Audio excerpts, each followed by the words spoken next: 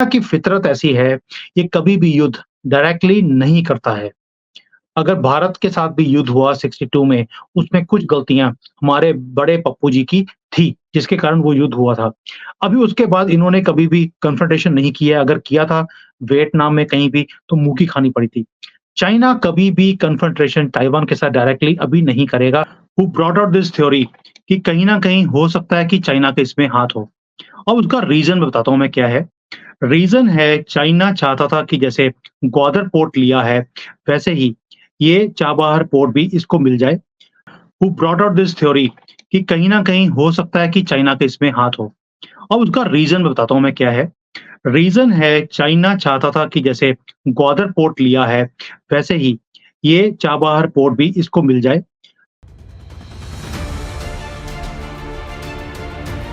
नमस्कार दोस्तों, मैं अंबर जैदी और एक बार फिर से आप सबका बहुत स्वागत है हमारे आज के खास कार्यक्रम इट्स डिबेटेबल में। और आज हमारे साथ एक बार फिर से मौजूद हैं सुमित जैन जी सीधे चाइना से। और हमेशा की तरह हम एक बार फिर से उनके साथ क्या करेंगे सुमित जी? पहली आज बात आपकी तो जय श्री राम और जय श्री राम जय भी बोल रहा हूँ चाइना से, जहाँ से बोलना इम्पॉसिबल है। आपकी ससुराल चाइना। और आज हम आपकी ससुराल के बारे में बात करेंगे, जैसे कि हमेशा करते हैं हम ससुराल की चुगलियां आपकी। ऑल्दो आपको पसंद नहीं आता, बट फिर भी चुगलियां किसको पसंद नहीं होती? इंडियन चुगली में माहिर होते हैं। देखिए, मैं भी इसलिए आपको हाँ कर तो देता हूँ बिकॉज़ मुझे मालूम है कि जो मेरी दुखती रग है उसको आप टच कर देती हैं और मेरे से बुलवाती रहती है उसके बाद। जी, क्योंकि चुगलियाँ कोई समझने वाला है नहीं चाइना में कि हम क्या बातें कर रहे हैं, किस तरह की बातें कर रहे हैं। इसलिए मैं भी हिम्मत कर रहा हूँ। जी, पहले तो सबसे पहली बात तो ये है कि ईरान प्रेज़िडेंट का जो हेलीकॉप्टर क्रैश में निधन हुआ और उनके साथ में कई सारे लोग और उनके विदेश मंत्री और साथ में कई और लोग मारे गए। उसमें हालाँकि कई सारे एंगल्स की जो सबोटाज का जो मामला सामने आ रहा है, उसमें सीआईए मोसाद का भी एंगल सामने आ रहा है, इंटरनल भी कुछ चीज़ें सामने आ रही हैं और एक एंगल ये भी आ रहा है कि इसमें चाइना का भी हाथ हो सकता है, क्योंकि चाबहार पोर्ट भारत को लीज़ पर दिया है ईरान ने और इस बात से चाइना ख़ासा नाराज़ है। आप ये जो थ्योरी सामने आ रही है इसको किस तरह से देखते हैं? क्या आपको लगता है कि ये पॉसिबिलिटी है कि चाइना इसकी वज़ह से इस पूरे हादसे में उसका कोई हाथ हो सकता है? एम्बर जी, पहली बात ये है कि सबसे पहले and I was the only one who brought out this theory कि कहीं न कहीं हो सकता है कि चाइना का इसमें हाथ हो। अब उसका रीज़न मैं बताता हूँ मैं क्या है। रीज़न है चाइना चाहता था कि जैसे ग्वादर पोर्ट लिया है, वैसे ही ये चाबहार पोर्ट भी इसको मिल जाए। तो इसकी दादागिरी इस एरिया में पूरी बढ़ जाएगी, पहली बात। दूसरा जो भारत का जो एक्सेस है towards central Asia and Afghanistan, वो रुक जाएगा और तीसरा ईरान का पूरी तरह से चाइना के कब्ज़े में आ जाएगा। अब आप सोच के देखिए, एक पोर्ट है जिसे 10 साल के लिए भारत को दे दिया गया ऑपरेट करने के लिए और उसमें भारत इन्वेस्टमेंट भी करेगा। इसका जो सबसे बड़ा नुकसान है या जिसको बोलते हैं कि पेट में जो दर्द है, वो 2 ही कंट्रीज़ हैं जिसके अंदर हो रहा था। एक था पाकिस्तान, था बोल रहा हूँ क्योंकि वो कुछ दिन के बाद 4 जून के बाद मुझे लगता है कि वो भी रहने वाला नहीं है। तो एक था पाकिस्तान और दूसरा है चाइना, है। अभी था नहीं बोल रहा हूँ, कुछ फेंकू में बोलते रहते हैं वो अगले महीने जी टूट गया, गया। ऐसा नहीं है, अभी एक है चाइना और एक था पाकिस्तान। अब आप सोच के देखिए, इन दोनों को अगर हम सारी कड़ियों को जोड़ते हैं, इज़राइल कई लोग बोलते हैं कि मोसाद का हाथ है, लेकिन इज़राइल खुद इतना फँसा हुआ है अपने इंटरनल प्रॉब्लम्स में, साथ में हमास के साथ, फ़लस्तीन के साथ, गाज़ा के साथ और प्लस यूनाइटेड नेशंस में भी पंगे हैं। अब तो यूरोपियन कई कंट्रीज़ ने पैलेस्टीन को एक कंट्री के तौर से देखना शुरू कर दिया। They have too much things on their hands. मुझे लगता नहीं कि मोसाद या सीआईए कहीं भी इसमें इन्वॉल्व्ड होगा। कहीं न कहीं मुझे लगता है कि ये चाइना का हाथ है इसके अंदर। इसको करवाने के लिए क्योंकि जिस तरह से करवाया गया है, क्योंकि सैबोटाज भी ऐसा है कि 3 हेलीकॉप्टर गए हैं, 2 वापस आ गए, उनको पता ही नहीं लगा कि तीसरा हेलीकॉप्टर हादसे का शिकार भी हो चुका है, ऐसा नहीं हो सकता। और कहीं न कहीं चाइना को मैं बहुत अच्छी तरह से समझता हूँ कि चाइना की पॉलिसी कैसे बनती है। जो भी इनके रास्ते में खड़ा होता है, ये उसे एलिमिनेट कर देते हैं, खत्म ही कर देते हैं और चाइना जो ईरान है, उसके प्रेज़िडेंट ने पहले ये दावत दी थी चाइना को कि चाबहार पोर्ट आप ले लीजिए। वो इनसे नेगोशिएट करते रह गए और भारत चाइना के नाक के नीचे से पूरा का पूरा पोर्ट ही ले गया। ये उसे बर्दाश्त नहीं होगा and the president was fully involved in it. अब चाइना काम करता कैसे है? चाइना कभी भी डायरेक्टली किसी के साथ पंगा नहीं लेता। वो किसी ना किसी जानवर को अपने साथ पाल के रखता है और उसको बोलता है, "ये ले पैसे और मेरे लिए ये काम कर दे।" और आपको मालूम है कि चाइना के लिए जानवर वो कौन-सा है? वो है पाकिस्तान, जो पैसे लेकर कुछ भी काम कर सकता है। कहीं न कहीं स ये टेररिस्ट एक्टिविटी है। ये मिलिट्री टू मिलिट्री अटैक नहीं है या सैबोटाज नहीं है। ये कहीं न कहीं टेररिस्ट एक्टिविटी की गई है और पाकिस्तान की तो इंडस्ट्री ही टेररिज्म है। मैं आपका इशारा समझ रही हूँ और तालिबान सरकार ने भी जो ये ईरान के चाबहार पोर्ट को 10 साल के लिए भारत को दिया गया है, इसका ज़ोरदार स्वागत किया है और क्योंकि चाइना का भी झुकाव अब तालिबान की तरफ काफ़ी नज़र आ रहा है क्योंकि जिस तरह से चाइना में हम देख रहे हैं कि चाइनीज़ इंजीनियर्स की लगातार हत्या हुई, उनको निशाना बनाया गया और उनको सिक्योरिटी देने में पाकिस्तान असमर्थ रहा है। उसके बाद से ही चाइना का झुकाव अफ़गानिस्तान या हम कहें तालिबान सरकार की तरफ हो रहा है। और इसके बाद उन्होंने काफ़ी खुशी मनाई है क्योंकि जो कराची पोर्ट है उसके ऊपर जो भी जितना भी ट्रैफ़िक था या जो था उसका डाइवर्जन सारा चाबहार पोर्ट की तरफ हो जाएगा। तो भारत के लिए एक बड़ी ख खबर है और उसका तालिबान ने भी स्वागत किया। किस तरह से देख रहे हैं इसको? देखिए, पहली बात है कि तालिबान किसी चीज़ का स्वागत करे, ये मैं उसके ऊपर खुशी मनाऊँ कि दुःख मनाऊँ ये समझ नहीं आती, क्योंकि उन्होंने स्वागत भी गोली चला के किया होगा। तो लेकिन as far as Taliban is concerned, why Afghanistan या तालिबान इज़ हैप्पी? उसका रीज़न है कि तालिबान को इस वक़्त किसी और की चीज़ की ज़रूरत नहीं है। उसे दवाइयाँ चाहिए, उसे खाना चाहिए, उसे ह्यूमैनिटेरियन एड चाहिए और उसे पूरी दुनिया में सिर्फ़ भारत है जो ये सारी चीज़ें प्रोवाइड कर रहा है। आपको याद होगा कि हमने कभी 40,000 टन, कभी 50,000 टन हमने वहाँ पे गंदम या जिसको व्हीट बोलते हैं, वो हमने भेजी। कभी दवाइयाँ हैं, जी। तो दवाइयाँ हमने बेशुमार वहाँ पर कंटेनर के कंटेनर भेजे हैं, जो उनकी ज़रूरत है। पाकिस्तान हमें वो एक्सेस नहीं देता क्योंकि उसे वहाँ पर भी जज़िया चाहिए, तो हमने वो देने से इनकार कर दिया। तो इसलिए अफ़गानिस्तान खुश है कि भारत को चाबहार मिला है, ना कि चाइना को, क्योंकि चाइना कभी भी बिना पैसे के किसी को एड नहीं देता है तो भारत है, वो भी मोदी जी के अंडर। पहले भी कभी हमने किसी को ह्यूमैनिटेरियन ग्राउंड के ऊपर कभी कुछ दिया ही नहीं। अगर कुछ भेजा होगा तो अपनी जेब में गया होगा, किसी के पास पहुँचा नहीं है।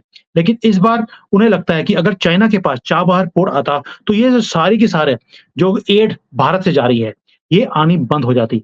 लेकिन अब भारत के पास वो पोर्ट है, भारत ही सारी सप्लाई कर रहा है। इससे ज़्यादा खुशी की बात अफ़गानियों के लिए कुछ और हो नहीं सकती। मुझे लगता है कि इसका अब जिसको बोलते हैं कि एक रिटर्न गिफ्ट तो बनता ही है। रिटर्न गिफ्ट पाकिस्तान के बॉर्डर पे आपको जल्द ही दिखाई दे जाएगा। किस तरह का रिटर्न गिफ्ट होगा इसका इंतज़ार हम करेंगे। लेकिन चाइना की अगर बात करते हैं तो चाइना की जो एक न्यू इम्पेरियलिज़्म की पॉलिसी है विस्तारवाद कहें, जो हम देखें जहाँ-जहाँ से भी बॉर्डर चाइना का लगा है, हर एक कंट्री के साथ वो कहीं न कहीं कॉन्फ्लिक्ट में है। और ताइवान की हम अगर बात करें तो ताइवान से भी ऑलमोस्ट जंग की स्थिति में चाइना और उसके बीच आ चुका है। किस तरह से क्या सिचुएशन है अगर इस पे आप थोड़ा कुछ बता पाएँ?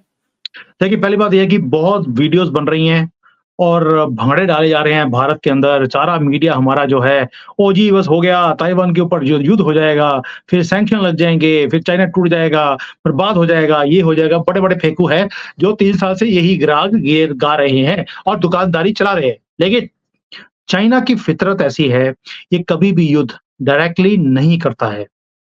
अगर भारत के साथ भी युद्ध हुआ 62 में, उसमें कुछ गलतियाँ हमारे बड़े पप्पू जी की थी, जिसके कारण वो युद्ध हुआ था। अभी उसके बाद इन्होंने कभी भी कन्फ्रंटेशन नहीं किया, अगर किया था वियतनाम में कहीं भी, तो मुँह की खानी पड़ी थी। चाइना कभी भी कन्फ्रंटेशन ताइवान के साथ डायरेक्टली अभी नहीं करेगा, उसे भी मालूम है। जो रशिया और यूक्रेन के वॉर में क्या गलतियाँ हुई हैं, उसे उकसाया गया रशिया को, फँसाया गया, चाइना ऐसे कभी भी फँसने के लिए तैयार नहीं है। ताइवान के ऊपर उन्होंने अपनी शिप्स भेजी हैं, एयरक्राफ्ट्स भेजे हैं, सिर्फ़ इसलिए कि ताइवान के प्रेज़िडेंट ने बोल दिया, हम कभी भी चाइना का पार्ट नहीं बनेंगे। इसके कारण मिर्चें लगी हैं और ये थोड़ा-सा युद्ध अभ्यास एक तरह से चल रहा है। चाइना युद्ध नहीं करेगा, अभी नहीं करेगा, अभी दे आर ओनली कॉन्संट्रेटिंग कि कैसे अपनी इकोनॉमी को ठीक किया जाए, दुनिया के अंदर फाइनेंशियल वायरस कैसे भेजा जाए। भई अब वायरस भेजने का तो ऐसा एक रिकॉर्ड बन गया है कि अब ये रुकने वाले नहीं हैं। अब ये एक जो आप बात कर सवाल रही हैं कि यहाँ मुझे पर आपसे कुछ पूछने वाली थी कि आखिर क्या है ये फाइनेंशियल सुनामी? क्योंकि इसकी काफ़ी चर्चा हो रही है कि चाइना एक फाइनेंशियल सुनामी लेके आने वाली। कौन-सा वायरस है? प्लीज़ थोड़ा-सा एक्सप्लेन करें व्यूअर्स की जानकारी के लिए।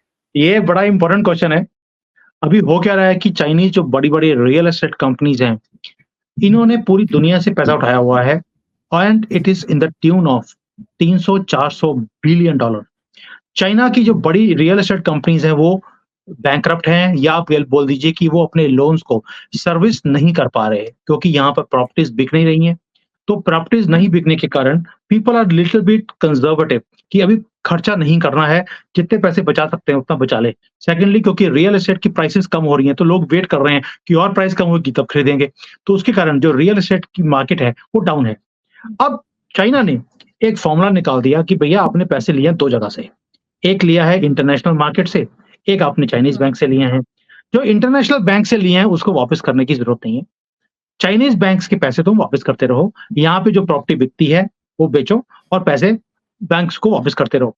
अगर उसपे भी दिक्कत आ रही है, तो हम तुम्हें एक मेकशिफ्ट शॉर्ट टर्म लोन दे देते हैं, उससे तुम पुराने लोन को वापस कर दो, नया लोन तुम्हारे ऊपर खड़ा हो जाएगा। एक तरह से रोल ओवर जिसको हम बोलते हैं which is very simple in financial terms. International market के पैसे रोक लो, वो इंटरनेशनल लॉ में जाएँगे, केस चलता रहेगा 5-10 साल के लिए, तब तक तुम्हारी कंपनी भी ठीक हो जाएगी और हमारे बैंक्स भी बच जाएँगे। उसके बाद वापस कर देंगे, क्या दिक्कत है? तो आप सोच के टाइम देखिए जो बाइंग है। बड़े-बड़े हाँ, टाइम बाइंग है लेकिन जो इंटरनेशनल बैंक्स हैं, जब उसके 5 साल, 10 साल के लिए पैसे वापस नहीं आएँगे, आफ्टर उसको भी तो आगे इंटरेस्ट सर्व करना है, उसको अपने बैंक चलाने हैं। अरे अमाउंट भी कोई छोटी अमाउंट नहीं है। भई पीएनबी का $2 बिलियन नीरव मोदी खा गया था, तो बैंक हिल गया था। यहाँ पे $300 बिलियन की बात कर रहे हैं हम लोग। तो दैट मीन्स कि now they are working on कि अगर आपने हमें तंग किया, हम आपकी पूरी मार्केट को हिला देंगे और इसीलिए जो इनकी सेक्रेटरी थी अमेरिका की ट्रेज़री की येलेन, वो चाइना में आई भी हुई थी कि माई बाप सानू बचा लो, हमारी हालत खराब है। लेकिन चाइना ने कोई भी बात नहीं सुनी है क्योंकि now they are into the dictating terms. ये जो सारे कंपनीज़ हैं या फॉरेन बैंक्स हैं, इन्होंने एक बहुत बड़ा फ़साद अपने दिमाग में खड़ा कर लिया था कि चाइना से हम हमेशा पैसे कमाते रहेंगे। ये कम्युनिस्ट गवर्नमेंट है, ये अगर पैसा देना जानती है, तो लेना भी जानती है और आज इनको समझ आएगा कि इन्होंने शायद 20 सालों में 10-20 बिलियन डॉलर इंटरेस्ट के कमा लिए होंगे चाइना से। आज 10 बिलियन दिए थे तो 300 देने पड़ रहे हैं, ये हालत है। तो ये जो सुनामी है, अगर चाइना अपनी इस हरकत में कामयाब हो जाता है, बड़े-बड़े बैंक्स आप देखेंगे, वो रातों-रात डूब जाएँगे, जैसे 2008 में हुआ था, वैसा ही हाल बैंक्स का होने वाला है। देखते हैं कहाँ तक ये गेम चलती है, अभी नेगोशिएशन चल रही है चाइना के साथ और अमेरिका अभी आँखें दिखा रहा है। आपको याद होगा कि इन्होंने अभी सैंक्शंस भी करे हैं, नॉट सैंक्शंस पर इन्होंने इम्पोर्ट ड्यूटी अमेरिका ने बढ़ा दी, चाइनीज़ प्रोडक्ट्स के ऊपर जैसे ईवी है, सोलर है इलेक्ट्रिक व्हीकल्स हैं, इसके ऊपर इन्होंने इम्पोर्ट ड्यूटी 100% कर दी है और आगे-आगे ट्रम्प बोल रहा है कि अगर मैं वापस आया, तो मैं 200% पर इस इम्पोर्ट ड्यूटी को ले जाऊँगा। दैट मीन्स कहीं भी चाइना और अमेरिका की जो ये ट्रेड वॉर है, ये फाइनेंशियल सुनामी में कन्वर्ट हो सकती है एंड कार्ड्स आर लेकिन इन इसमें हैंड्स ऑफ भी China.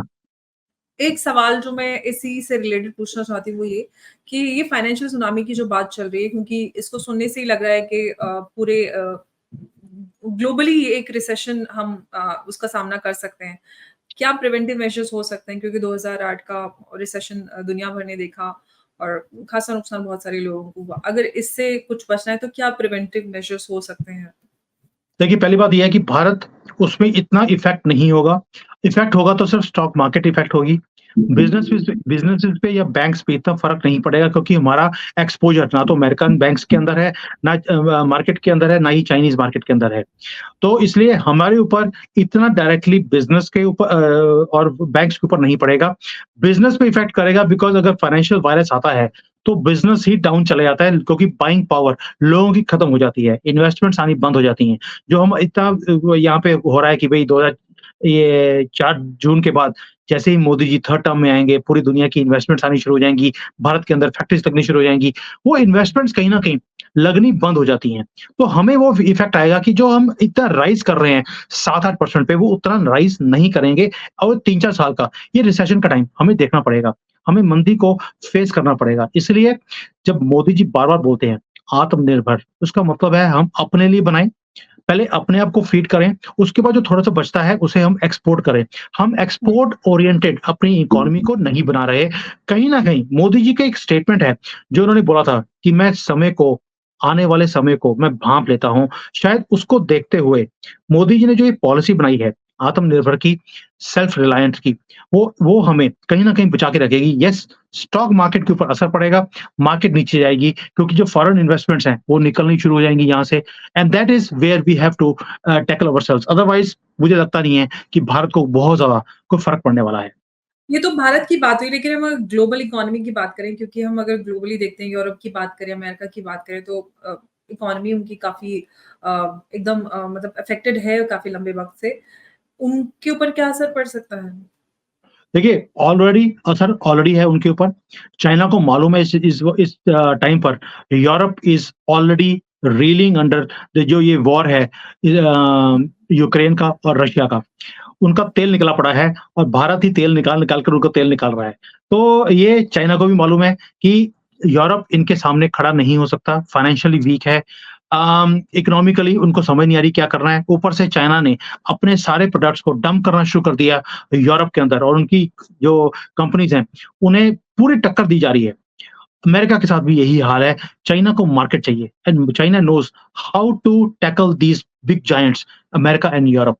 As far as Europe is concerned, Europe को आज की डेट में कुछ भी समझ नहीं आ रहा कि उसे अपनी इकोनॉमी को अगर बचाना है या आगे बढ़ाना है, उसके लिए क्या करना चाहिए।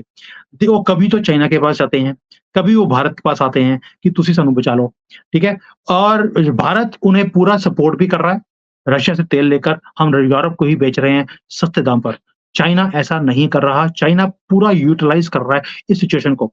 As far as Europe is concerned, Europe I can write it on the wall right now, Europe is history.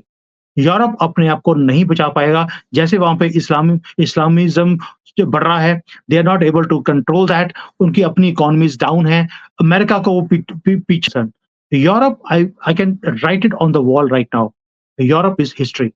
Europe अपने आप को नहीं बचा पाएगा, जैसे वहाँ पे इस्लामिज़्म जो बढ़ रहा है, they are not able to control that, उनकी अपनी इकोनॉमीज़ डाउन है, अमेरिका को वो पीछे छोड़ना चाहते हैं, लेकिन छोड़ें कैसे? बिकॉज़ रूट्स ही इतनी स्ट्रांगली इंटरवाइंड हैं एक-दूसरे के साथ। कैसे होगा, कौन आकर जी करेगा, वक़्त बताएगा। लेकिन आज की डेट में यूरोप को ये समझ नहीं आ रहा कि उसको अपने आप को बचाना है, तो किसके पाले में जाए? मुझे लगता है उनको एक ही आदमी बचा सकता है, वो जय श्री राम है। वाह! ये हम बदलते इस वर्ल्ड ऑर्डर की बात कर रहे हैं, क्योंकि जिस तरह से पावर सेंटर चेंज होकर एशिया में आ रहा है, तो चाइना की और काफ़ी उम्मीदें हैं, लेकिन भारत का इस बदलते वर्ल्ड ऑर्डर में क्या स्थान आप देख रहे हैं? देखिए, मैं हमेशा यहाँ पे चाइना में मैंने कई बार शोज़ करे हैं इसके ऊपर और चाइना में मैं एक चीज़ बोलता हूँ कि this is the time for Asia. लेकिन उसका अगर आप फ़ायदा लेना चाहते हैं, तो आपको चाइना और इंडिया को इकट्ठा होना पड़ेगा, फिर ये सब गोरों को हम अपने पीछे लगाएँगे। इन्होंने हमेशा हमें पीछे लगाया है, हमें लड़ा कर रखा। अब टाइम है कि अब चाइना और इंडिया इकट्ठे हो जाएँ। मेरा सिंपल एग्ज़ाम्पल है एक, कि दुनिया में जितने भी इलेक्ट्रॉनिक आइटम्स हैं, वो चाइना में प्रोड्यूस होती हैं। लेकिन उसका सॉफ्टवेयर वो भारतीय या भारत में बनता है। अगर ये सॉफ्टवेयर और हार्डवेयर इकट्ठे हो जाएँ, ये ऐसा एक कॉम्बिनेशन होगा कि कोई इसे बीट नहीं कर सकता। हम European standards at Chinese price made in Bharat हम कर सकते हैं और यही एक सॉल्यूशन है। इसमें फ़ायदा चाइना का भी है और भारत का भी है और ये सारे लोग हमारे पीछे-पीछे फिरेंगे because they can not compete us, neither in technology, neither in अकल। जितनी यहाँ पर हमारे पास टेक सेवी लोग हैं, उतने यूरोपियन अमेरिकन अपने आप को सोच ही नहीं सकते। मैं और कोई दूसरा वर्ड यूज़ करने वाला था, मैंने आखिरी मोमेंट पे चेंज कर दिया। तो आप समझ सकते हैं कि ये हालत है और मैं पूरा लगा हूँ किसी तरीके से चाइना में कोई ऐसा आदमी आए, जो कहे कि yes this is the way of ये एशिया का टाइम बनाने का है। यहाँ पर बहुत कंपनीज़ हैं जो भारत में अब उन्होंने मेरे से बात करनी शुरू कर दी। मैं आज भी एक सेमिनार अटेंड करके आया हूँ बिज़नेस पीपल का और उन सबको मैंने एक ही चीज़ बोली है, come to India, India waits you, India is going to save you. तुम यहाँ पर काम करते रहे, तो तुम्हारी दुकानदारी तो बंद होने वाली है बहुत जल्दी। क्योंकि चाइना मेड इन चाइना एक एंटी सेंटिमेंट्स है पूरी दुनिया में। मेड इन इंडिया एक ब्रांड बन चुका है। अगर आपको सर्वाइव करना है, आपको ग्रो करना है, आपको भारत में आना पड़ेगा, जॉइंट वेंचर भारत से करने पड़ेंगे। सो लेट्स सी, मेरे मेरे हिसाब से अगर वर्ल्ड को या वर्ल्ड ऑर्डर को चेंज करना है, there is only one way which can happen and which can make the whole world run after us. अगर ये भारत और चाइना इकट्ठे होते हैं जिसको मैं चिंडिया बोलता हूँ। ये चिंडिया अगर हो जाए, मैं यहाँ पे बड़ी बार बोलता हूँ इसको कि चिंडिया वर्ड एक ऐसा है आपके दिमाग में बैठना चाहिए और चिंडिया इज़ वेरी क्लोज़ टू चिड़िया। ये भारत को सोने की चिड़िया बोलते थे। ये सोने की चिड़िया तभी बनी थी मुझे लगता है तब भी लेकिन सुमित भारत जी, इंडिया और सवाल इसी से एक सवाल मेरे पास है आपके लिए, क्योंकि इंडिया और चाइना के कॉन्फ्लिक्ट्स हैं जो कि अनरिज़ॉल्व्ड हैं काफ़ी लंबे अरसे से। प्लस ट्रेड जो है हम सब जानते हैं कि ट्रेड और इंडिया और चाइना के बीच काफ़ी बड़े स्तर पे ट्रेड होता है। उसके बीच में जो आप ये बात कर रहे हैं साथ में आने की, कितनी पॉसिबिलिटी, क्योंकि मोदी जी की जो पॉलिसी है, ख़ास तौर से पाकिस्तान को लेकर, चाइना को लेकर, वो काफ़ी सख्त नज़र आती है। ऐसे में कितनी पॉसिबिलिटी है इस चीज़ की? अमर जी, पहली बात ये है कि हमारा जो ट्रेड का जो हमारा बॉर्डर का डिस्प्यूट है चाइना के साथ, वो आज हुँ, का नहीं है, मोदी जी के आने के बाद नहीं हुआ, वो ऑलरेडी 50-60 साल से चल रहा है। लेकिन एब्सोल्यूट उसके होते हुए भी आज दुनिया में सबसे बड़ा ट्रेड पार्टनर पहले अमेरिका था भारत का, आज चाइना बन चुका है। ट्रेड डिस्प्यूट अलग चीज़ है और लेकिन जो हमारा ये जो बोलते हैं बॉर्डर डिस्प्यूट अलग है, ट्रेड का जो बात है वो अलग है। दोनों को अलग-अलग करके हम कर सकते हैं, पर मैंने पहले बहुत बोला है, there has to be somebody in China who understands this कि अगर हमें दुनिया के ऊपर राज करना है, तो हमें ये डिस्प्यूट्स को ये खत्म करना पड़ेगा, भूलना पड़ेगा और वो कब होगा, कौन करेगा, ये वक़्त बताएगा। But it is writing on the wall मैं यहाँ पर बहुत रिप्रेजेंटेशंस दे चुका हूँ। मोदी जी का बड़ा क्लियर स्टैंड है। आप बॉर्डर की चीज़ों को रिज़ॉल्व कर दीजिए, we will be the best friends for you forever. Now let's see if China के अंदर कोई ऐसा आदमी आता है या जो अभी जो प्रेज़ेंट जो एडमिनिस्ट्रेशन है, अगर वो इस चीज़ को समझ ले कि भई इसमें फ़ायदा हमारा ही है और क्या चाइना ऐसा नहीं कर सकता? कर सकता है। अगर वो सऊदी अरेबिया और ईरान जिनकी 1400 सालों की लड़ाई है, उन दोनों को इकट्ठे कर सकता है, उनको अपने डिस्प्यूट्स को भुला सकता है।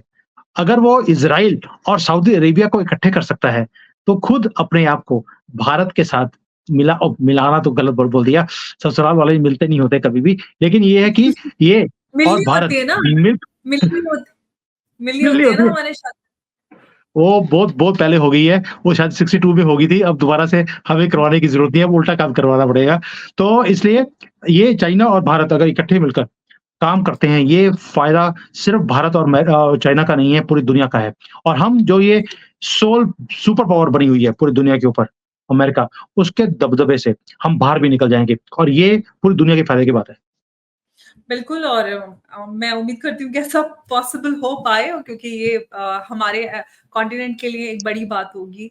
बहुत-बहुत शुक्रिया सुमित जी हमारे साथ इस चर्चा में जुड़ने के लिए। आपका नमस्कार। जय हिंद। नमस्कार।